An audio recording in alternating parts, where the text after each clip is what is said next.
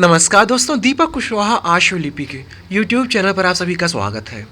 और आज के इस वीडियो में एक बार फिर से बात करूंगा उत्तर प्रदेश सचिवालय की भर्ती अपर निजी सचिव 2010 के बारे में। हालांकि हम लोगों का इससे कुछ लेना देना नहीं है, लेकिन फिर भी यह है कि किस तरीके से किसी भर्ती में इस स्तर की धांधली की जा सकती है, फिर ऐसे की जा सकती है कि मतलब इसको आपको भी जानना चाहिए। ठीक है, कोई फेल है, कैसे उसको फिर से भी पास कर दिया जाता है। कोई शॉर्ट हैंड नहीं जानता है या शॉर्ट हैंड में फेल है तो कैसे वो राजपत्रित अधिकारी बन गया, कैसे वो APS बन सकता है, किस तरीके से सचिवालय जा सकता है, ये आपको ज़रूर जानना चाहिए। कोई टाइपिंग में फेल है, उसको टाइपिंग का ज्ञान नहीं है तो कैसे वो पास हो सकता है, कैसे वो सचिवालय जाए, कैसे APS बने, कैसे वो राजपत्रित अधिकारी बने, ये भी आपको जानना चाहिए। ठीक है, कोई किस तरीके से आयोग के अंदर घुस करके गोपन विभाग से जहाँ पर आपकी सारी कॉपियाँ रखी जाती है, कॉपी निकाल करके उसमें पन्ना बदल करके या कॉपी में अलग से कुछ लिख करके फिर से कैसे किसी अधिकारी से नंबर बढ़वा ले रहा है, ये भी आपको जानना चाहिए। फिर कैसे आप APS बनेंगे, कैसे राजपत्रित अधिकारी बनेंगे, कैसे सचिवालय पहुँचेंगे, ये भी आपको जानना चाहिए। तो कहने का मतलब इस भर्ती में ऐसा कुछ हुआ है कि जो फेल है वो भी आज पास है, APS है। जिसे शॉर्ट हैंड का ज्ञान नहीं है, शॉर्ट हैंड नहीं भी आती है, वो भी पास है, आज सचिवालय में APS है, राजपत्रित अधिकारी है। अब हो सकता है APS 2010 वाले कुछ थोड़ा गरियाएंगे, चिढ़ेंगे, लेकिन कोई बात नहीं, ठीक है। अब ये मैं कुछ नहीं कह रहा हूँ, ये अखबार में छपा है, तो इसलिए आप मुझे भी नहीं कह सकते हैं कुछ। हम तो छोटे आदमी, क्या ही हम लोग आपका कुछ कर सकते हैं। लेकिन जो अखबार में खबर छप रही है उसी पर ही आज की वीडियो है। और तो यही सारी चीज़ें हैं। अब अगर 2010 भर्ती में ऐसा कुछ हुआ है APS में, जाहिर सी बात है 13 में भी हुआ होगा, वही आयोग है, वही पद है सचिवालय का। ठीक है, और जाहिर सी बात है 2023 भी इससे चूकी तो ज़रूर नहीं होगी। ठीक है, और 2023 के स्किल परीक्षा को हुए लगभग 1 साल से ज़्यादा हो गया, परिणाम नहीं जारी कर रहे हैं लोग। इसका मतलब क्या है? मन में चोर है तभी, वरना अगर ये होता कि तुमको किसी भी गलती पर रिजल्ट जारी करना है 5%, 8% या नहीं भी 0 पर लेना है तो इनको रिजल्ट अभी तक दे देना चाहिए था। लेकिन ना, बेवजह का रिजल्ट फंसा के रखे हैं, पता नहीं क्यों। मन साफ होता तो जाहिर सी बात है रिजल्ट आ चुका होता, इतना तो तय है। कुछ इनके मन में चल रहा है, और बाबा भी कहे हैं कि किसी भर्ती प्रक्रिया में देरी हो रही है तो जाहिर सी बात है उसमें फिर आप समझ सकते हैं। तो APS 2010 में क्या कहानी हुई है, उसी से सबक लेते हुए आप लोग 23 के बारे में भी आप सोचिएगा कि वो भी इससे अछूती तो नहीं रहेगी। तो आज की इस वीडियो में यही सारी चीज़ें हैं कि कैसे किसी को शॉर्ट हैंड नहीं आती है फिर भी वो APS बन सकता है, टाइपिंग नहीं आती है फिर भी APS बन सकता है, और अगर आपकी पकड़ बहुत ही अच्छी खासी है, आप पहले से अधिकारी हो, तो आप कॉपी निकलवा करके भी APS बन सकते हो अंदर से, आयोग के अंदर से कॉपी में हेर फेर करके। और बाकी आपकी पकड़दार है तो आपके भी बच्चे भी APS बनाए जा सकते हैं। आपका भतीजा APS बन सकता है, आपका लड़का APS बन जाएगा, और आपके रिश्तेदार हों उनको भी APS बनाया जा सकता है। तो पकड़ का क्या फ़ायदा असली होता है? ये लोग कहते हैं ना कि मेरी अच्छी खासी पकड़, भौकाल, तो ये होता असली भौकाल। APS का भौकाल देखना है तो आज की वीडियो देखो आप लोग। तो आप लोग वीडियो को पूरी ज़रूर देखिएगा और इसको ज़्यादा से ज़्यादा शेयर भी करिएगा। ठीक है, और जिन भी लोगों ने अभी तक चैनल को सब्सक्राइब न किया हो तो पहले से सभी जन चैनल को सब्सक्राइब जरूर कर लें, काहे से कि ज़्यादा जरूरी है। ठीक, अब सब कुछ आप ही लोगों के लिए है तो सब्सक्राइब कर लिया करिए, शर्माने वाली कोनो बात है नहीं इसमें। ठीक है, और कुछ लगना लगाना है नहीं आपका, तो कर लीजिए सब्सक्राइब। तो आज का आप लोगों ने अखबार भी पढ़ा होगा, अमर उजाला और हिंदुस्तान और दैनिक जागरण, अमर और दैनिक। ठीक, अच्छा, इसमें जो खबरें छप रही हैं इसे आयोग नहीं छपवा रहा है, ना CBI की तरफ से छपवाया जा रहा है। ठीक है, ये खबरें वही अभ्यर्थी लोग छपवा रहे हैं जिन्होंने CBI को साक्ष्य दिया है। जैसे कि हम लोग की भर्ती 2023 वाली जब आने को थी या हम लोग आयोग जाते थे तो हम ही लोग खबरवा छपवाते थे, तो ऐसे वो लोग भी कर रहे हैं ताकि ये मामला हाईलाइटेड बना रहे, लोगों को संज्ञान में रहे कि हाँ ऐसा ऐसा हुआ इस भर्ती में, तो लोगों का ध्यान जाए इस तरफ। ठीक है, और सरकार पर भी थोड़ा असर पड़ता है कि हाँ क्या छप रहा है अखबार में, ये सारी चीज़ें छप रही हैं तो इसकी जांच कराओ वगैरह वगैरह।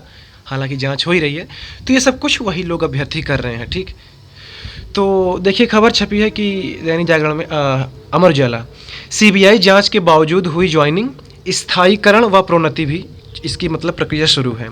धांधली से चयनित अपर निजी सचिवों से कार्य न लेने की अब उठी है मांग। मतलब कि जब धांधली का आरोप लगे हैं तो ये लोग क्यों नौकरी कर रहे हैं। ठीक है, लिखा है कि एपीएस भर्ती में धांधली के कई दूसरे आरोप भी लगे हैं। कई अभ्यर्थियों ने फर्जी व कूट रचित कंप्यूटर प्रमाण पत्र लगाकर अपना चयन कराया है। अगर जाहिर सी बात है ऐसा कुछ है तो मैं क्या ही बोल दूँ, छोड़ो, मेरे शब्द बड़े खतरनाक हो जाते हैं। फिर लिखा है कई अभ्यर्थियों ने मुख्य चिकित्सा अधिकारी की ओर से 40% विकलांग होने का फर्जी प्रमाण पत्र लगाया। अब बताओ, भगवान ने सही सलामत शरीर दी है तब लंगड़ों लूलों वाले आवेदन करके फिर उसमें, अब बेइज्जती नहीं कर रहा हूँ उन लोग की, एक बात बता रहा हूँ, इन लोग का मची थी चुल्ल की, अब चलो विकलांग होकर के हम चलें फॉर्म भर दें लाभ ही लेने के लिए ना। बहुत गलत तरीका है। अब जो विकलांग है असली में उनका तो गया फिर वो। फिर लिखा है कि एक अभ्यर्थी ने प्राइवेट डिग्री कॉलेज से 60 गांठ कर कंप्यूटर सर्टिफिकेट की मार्कशीट पर छत्रपति शाहू जी महाराज विश्वविद्यालय कानपुर अंकित करा लिया, जबकि विश्वविद्यालय ने संबंधित सर्टिफिकेट कोर्स कभी संचालित ही नहीं किया। वाह, नहीं वाह, मतलब देख रहे हो, विश्वविद्यालय से जारी ही नहीं हुआ और यहाँ एकदम बना के टनाटन कॉपी, मतलब मार्कशीट चकाचक, और नौकरी भी लग गई। फिर लिखा है कि शॉर्ट हैंड व टाइप टेस्ट में केवल 8% गलती अनुमन्य थी, लेकिन 15% तक गलती करने वाले अभ्यर्थियों का भी चयन कर दिया गया। चलो 5% तक था, 20 गलती, 8% ले लिए, 28-30 कितना हो रहा है, लेकिन 15% तक, मतलब जिससे जितना व्यवहार जितना तगड़ा था, आपकी पकड़ जहाँ तक तगड़ी थी अच्छी खासी, भरपूर लाभ मिला है। खैर ये तो हेडिंग हो गई। अब अंदर देखिए कहानी। सीबीआई 7 वर्षों से अपर निजी सचिव एपीएस 2010 भर्ती की जांच करती रही और इस बीच सभी चयनित अभ्यर्थियों को ज्वाइन कराने के साथ उनका स्थायीकरण और प्रमोशन भी कर दिया गया। फिर लिखा है कि एपीएस भर्ती 2010 में धांधली के सबूत मिलने के बाद सीबीआई ने शुरुआती जांच में ही शासन से सिफारिश की थी नियुक्ति की प्रक्रिया तत्काल रोक दी जाए, लेकिन प्रभावशाली लोगों के दबाव में शासन ने वर्ष 2023 में 26 अभ्यर्थियों को ज्वाइन करा दिया। वहीं 2021 चयनित अपर निजी सचिवों का स्थायीकरण कर दिया गया और वर्ष 2025 में 234 अपर निजी सचिवों की वरिष्ठता सूची तक भी जारी कर दी गई। अब लिखा यहाँ देखिए शब्द की प्रभावशाली लोगों के दबाव में। अब जाहिर सी बात है, आप एपीएस हो, आईएएस अधिकारी के साथ हो, मंत्री के साथ हो, उनके साथ रहे हो, उनकी भी हरकतें आप ही जान रहे हो। अब सब कुछ वही लोग करते हैं, कौन? मंत्री आईएएस ही कर रहे हैं, सब कुछ उनके बारे में आप जान रहे हैं। अब आप पर आँच आई है कि ऐसी सी बात है, धांधली के आरोप लग रहे हैं, ऐसा कुछ हुआ है इसमें, तो अब आप बचने का हर प्रयास करोगे और आपको बचाएगा कौन?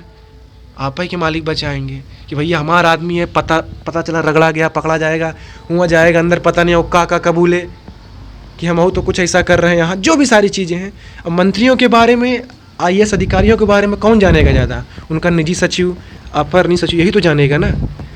ठीक, तो यही सारी चीज़ें हैं।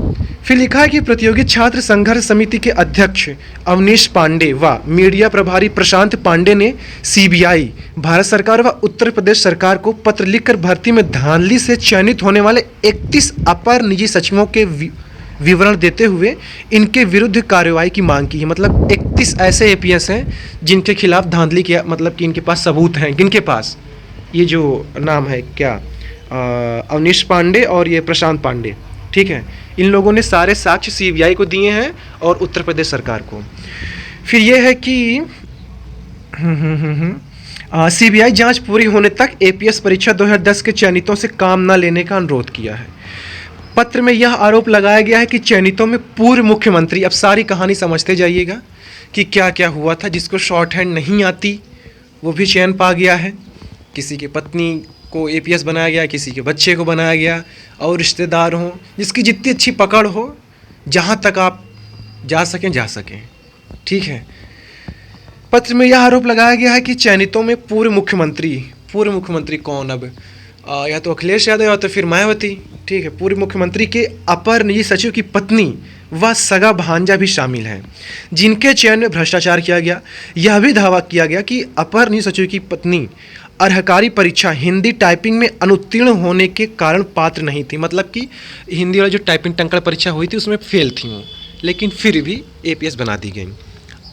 फिर लिखा है कि परीक्षक ने उत्तर पुस्तिका पर टिप्पणी अंकित कर फेल कर दिया था। अच्छा, ये चीज़ बताना तेज में भूल गया।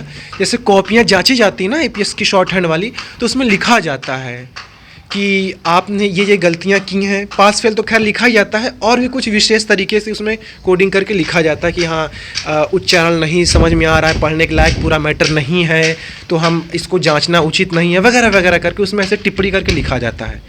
तो ऐसा ही है कि इन्होंने टिप्पणी करके अंकित करके फेल कर दिया, ऐसा लिख दिया उसमें। लेकिन तत्कालीन अध्यक्ष कौन, आयोग के उस समय जो भी रहे हों, अध्यक्ष के आदेश पर फर्जी तरीके से उत्तीर्ण कर दिया गया, फेल को भी पास कर दिया गया। ठीक है, अध्यक्ष खुद संलिप्त थे।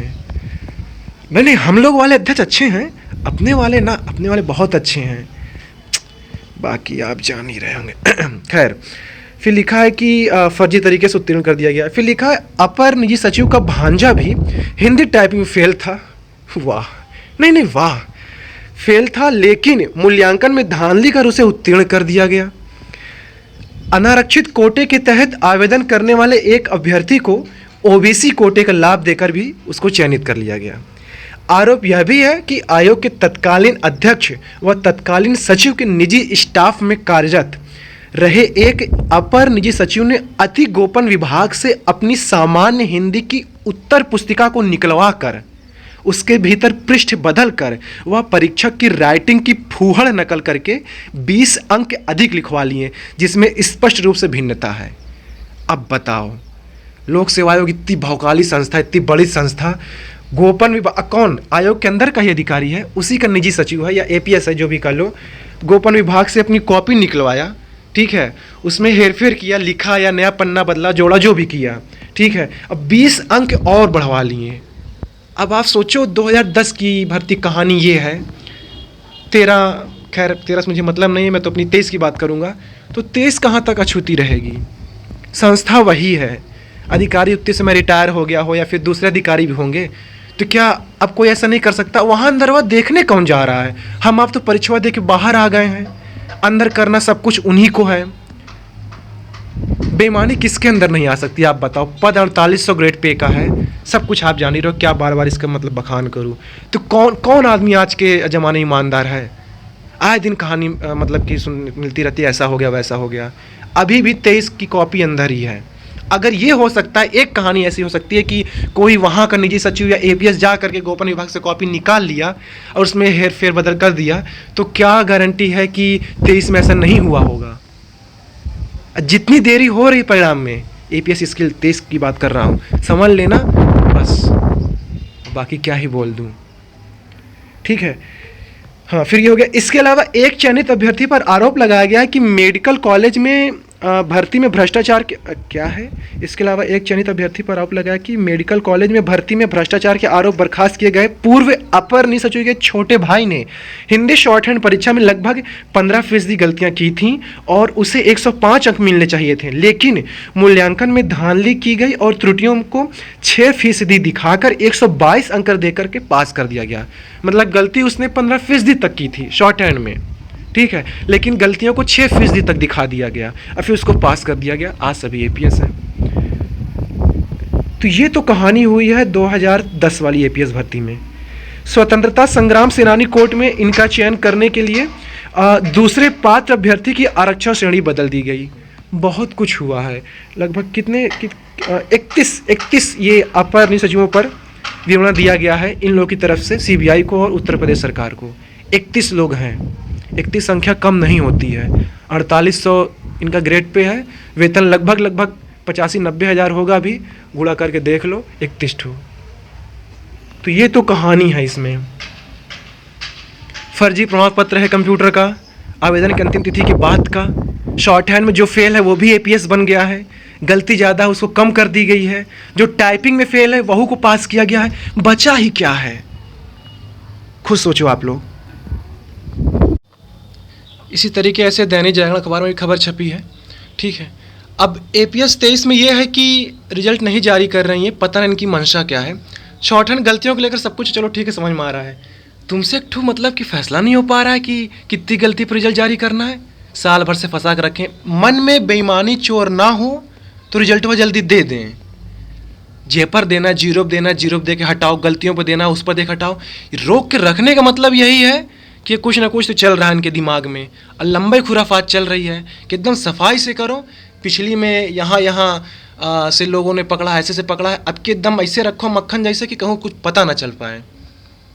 रोक के रखने का मतलब ही यही। अब बाबा भी कहते हैं कोनो भर्ती फंसी है, लंबे समय तक रुकी है, तो इसका मतलब कि उसमें भ्रष्टाचार हो रहा है। तो इसमें भी वही है, इनसे एक फैसला नहीं हो पा रहा है कि कितनी गलती पे तेज का रिजल्ट देना है। बस बेवजह उलझुल फंसा के रखे हैं और जब तक ये फंसा के रखे रहेंगे इतना आप समझते जाइए कि हाँ धांधली तो चल ही रही है और कोई मतलब नहीं है। ठीक है, कंप्यूटर परीक्षा भी तक हो जानी चाहिए थी, लेकिन ना वो का पता नहीं। कैलेंडर भी अब नहीं आया होएगा, अब भूल जाओ, जब नया साल पर कैलेंडर आएगा तभी कुछ होगा। रिजल्ट वह देना रहेंगे, दे देंगे इसी सितंबर अक्टूबर में, वरना सब कुछ अगले साल। इस साल तो कुछ भी नहीं। अच्छे सब बना लेंगे, दुरुस्त कर लेंगे, देखा जाएगा। फिर कहीं से कुछ चूक ना हो पाए ना ऐसे, क्योंकि अब आधुनिक दौर है। पिछली भर्तियों में ऐसा हुआ, अब उससे तो सबक सीख ही जाएंगे ना इन लोग। बाकी ईमानदार कोई नहीं है, इतना आप जानते रहिए। ठीक है, तो ये कहानी है उत्तर प्रदेश सचिवालय की APS भर्ती की। जब जब ये भर्ती आती है तब तब फंसती, चाहे 10 वाली हो, 13 वाली, 23। ठीक है, तो ये सारी कहानियाँ हैं। बाकी अब भगवान जाने इसमें क्या कुछ होता है। ठीक है, तो आज का आप लोग अखबार ज़रूर पढ़िएगा, अच्छी अच्छी कहानियाँ छपी हैं। इससे हम लोग को एक प्रेरणा मिलती है कि अपना अपना भौकाल बना के रखिए, जहाँ तक पकड़ो बना के रखिए, जरूरत पे काम आता है। ठीक है, चाहे विधानसभा है, विधान परिषद की भर्ती। अब अच्छा, तमाम वीडियो में मेरे विधानसभा भर्ती के लिए कमेंट आता है भैया हुआ भर्ती बताओ। हर दिन अभी आज भी देखना शायद आए, या कल की पिछली हफ्ते 10 दिन 20 दिन की वीडियो देख लो, सब पे विधानसभा भर्ती कमेंट आया है। सबको पता है विधानसभा में अपने से कोई नौकरी नहीं पाता, विधानसभा सचिवालय या फिर विधान परिषद सचिवालय में ना। पिछली भर्ती उठा के देख लो, जितने नौकरी पाए सब वहीं के रिश्तेदार, अधिकारियों के, कर्मचारियों के बच्चे हैं सब। अब पता नहीं काहे लोग परेशान है, भैया विधानसभा भर्ती कब आ रही है। अरे नहीं हो पाएगा, या तो व्यवस्था हो गई तुम्हारी तो परेशान हो। तो यही सारी चीज़ें हैं। बाकी मैं क्या ही बोल दूँ, बोलना तो बहुत कुछ चाहता हूँ, लेकिन अब क्या ही बोल दूँ ना। यूट्यूब कहता है फिर आप हमारी गरिमा के खिलाफ चले गए। खैर, तो ठीक है, आज के अखबार में इतना ही जो कुछ छपा था वही बताया हूँ। कल का देखिए क्या कुछ छपता है। अभी फिर एक बैठक होने वाली सचिवालय में इसको लेकर के कि CBI और ये मतलब सचिवालय के जो प्रमुख हैं उनके बीच, तो देखिए क्या कुछ होता है उसमें। बाकी अब 10 में क्या होता है ये भगवान ही जाने। तो ठीक है, आज के इस वीडियो में बस इतना ही था। पूरा वीडियो देखने के लिए धन्यवाद। जय बजरंगबली।